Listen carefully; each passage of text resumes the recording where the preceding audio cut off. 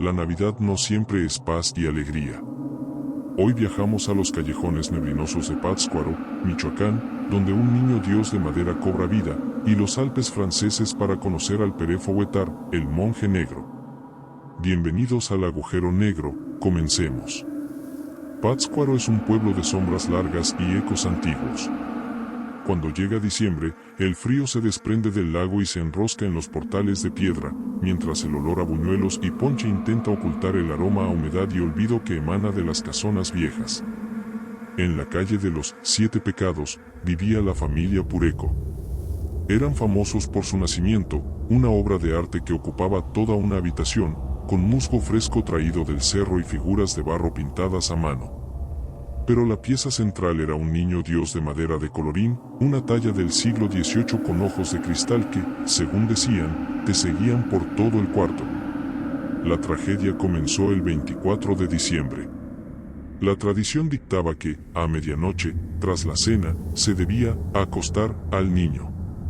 Se cantaban arrullos, se quemaba copal y el padrino de la figura lo depositaba en el pesebre de paja.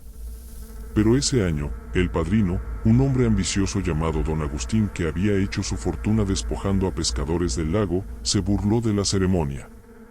«Es solo un pedazo de madera», dijo Don Agustín con una risa seca, mientras dejaba la figura bruscamente sobre el musgo. Ya estuvo bueno de tanta superstición. La familia se retiró a dormir, pero el silencio de esa madrugada en Pátzcuaro fue interrumpido por un sonido que no pertenecía a la Navidad. Tac, tac, tac. Un golpe seco, rítmico, de madera chocando contra el piso de cantera. La pequeña Lupita, la menor de los Pureco, despertó al sentir una corriente de aire helado que venía del pasillo. Abrió la puerta de su habitación y vio, bajo la tenue luz de las veladoras del altar, una sombra diminuta moviéndose en el fondo del corredor. Al principio pensó que era un gato, pero el movimiento era erguido, rígido. La figura se detuvo frente a la habitación de Don Agustín. Lupita, con el corazón martilleando en su pecho, se acercó gateando. Lo que vio la dejó sin voz. El niño dios de madera estaba de pie frente a la puerta del padrino. Sus pies tallados, pequeños y toscos, se movían con una cadencia macabra. Lo más aterrador no era que caminara, sino el sonido de sus articulaciones de madera crujiendo en la oscuridad, como si la madera vieja intentara romperse para ganar vida. El niño no tenía la mirada dulce de las iglesias. Bajo la luz de la luna que se filtraba por el patio, sus ojos de cristal brillaban con una malicia roja, reflejando el fuego de las velas. Con un movimiento lento, la pequeña mano de madera giró la perilla de la habitación. A la mañana siguiente, Pátzcuaro despertó con una noticia atroz. Don Agustín había sido encontrado muerto en su cama. El médico del pueblo no pudo explicar cómo un hombre robusto había fallecido de un paro respiratorio, pero lo que horrorizó a quienes entraron a la habitación fue otra cosa. El cuerpo tenía pequeñas huellas de pies marcadas en la piel del pecho, como si algo pesado y diminuto hubiera caminado sobre él hasta sofocarlo. Cuando la familia corrió al nacimiento, encontraron al niño Dios en su pesebre. Estaba acostado, envuelto en su sabanita de encaje. Sin embargo, las plantas de sus pies de madera estaban manchadas de ceniza y hollín del pasillo, y en su pequeña mano derecha, apretaba con fuerza un escapulario de oro que pertenecía a Don Agustín. Desde entonces, en esa calle de Pátzcuaro, la gente tiene miedo de las figuras que no parpadean. Dicen que si durante la última posada no tratas al niño con el respeto debido, el caminante de madera saldrá de su pesebre para cobrar la ofensa. El ayuno del monje negro. En las faldas de los Alpes franceses, donde el viento aúlla como un lobo herido entre los pinos, la Navidad no siempre es sinónimo de luz. En el pequeño pueblo de Saint-Pierre de Chartreuse, los ancianos todavía apagan las luces antes de la medianoche. No lo hacen por ahorro, sino por una antigua advertencia: si el monje ve tu vela, sabrá que estás despierto para ser juzgado.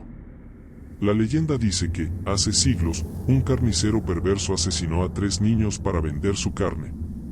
Cuando San Nicolás lo descubrió, no lo entregó a la justicia de los hombres, sino que lo condenó a servirle eternamente como su sombra. Así nació el monje negro. Jean-Luc era un hombre que no creía en sombras ni en milagros. Aquella Nochebuena, mientras la nieve bloqueaba los caminos de Francia, Jean-Luc se encontraba en su cabaña de piedra, bebiendo vino y contando el dinero que había ganado estafando a sus vecinos durante el año. Su hijo pequeño, Pierre, lo miraba desde un rincón, temblando no solo por el frío, sino por la mirada gélida de su padre. «Papá, mamá decía que si no somos buenos, el monje vendrá con su saco», susurró el niño. Jean-Luc soltó una carcajada que resonó en las paredes desnudas. «Tu madre era una tonta, Pierre. El único que viene en Navidad es el frío, y el único que te quita algo soy yo si no te callas». Pero justo en ese momento, el viento cesó. El silencio que siguió fue absoluto, un vacío que parecía absorber el calor de la chimenea. Entonces, se escuchó un golpe pesado en la puerta de madera. Cloc, cloc, cloc. No era el toque de un puño humano, sonaba como el golpe de una rama seca o un hueso viejo. Jean-Luc se levantó, molesto. Pensó que era algún vecino buscando refugio. Al abrir la pesada puerta, la neblina invernal entró como un fantasma. Allí, recortado contra la blancura de la nieve, estaba él.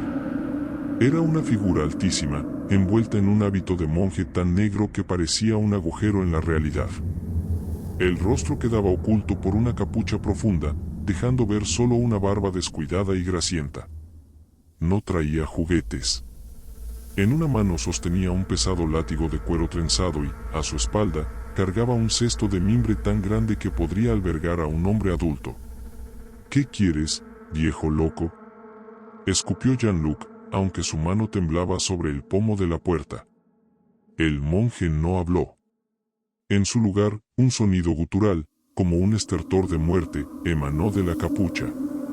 Lentamente, la figura levantó una mano enguantada en cuero viejo y señaló hacia el interior de la casa, directamente al pequeño Pierre. «Lárgate», gritó Jean-Luc, intentando cerrar la puerta. Pero el monje era más fuerte que la piedra. Con un movimiento violento, empujó la entrada y entró en la estancia. El olor que traía consigo no era a pino ni a incienso, olía a carne podrida, a salitre y a ropa húmeda olvidada en una tumba. Jean-Luc tomó un cuchillo de la mesa, pero antes de que pudiera avanzar, el látigo del monje restalló en el aire con un sonido ensordecedor. El golpe no le dio a él, sino a las velas, apagándolas al instante. En la oscuridad total, solo se escuchaba el crujir de las botas del monje sobre la madera y el llanto sofocado del niño. «Déjalo», rugió el padre, lanzando una estocada a ciegas. Sintió que su cuchillo cortaba algo, pero no hubo resistencia, no hubo sangre.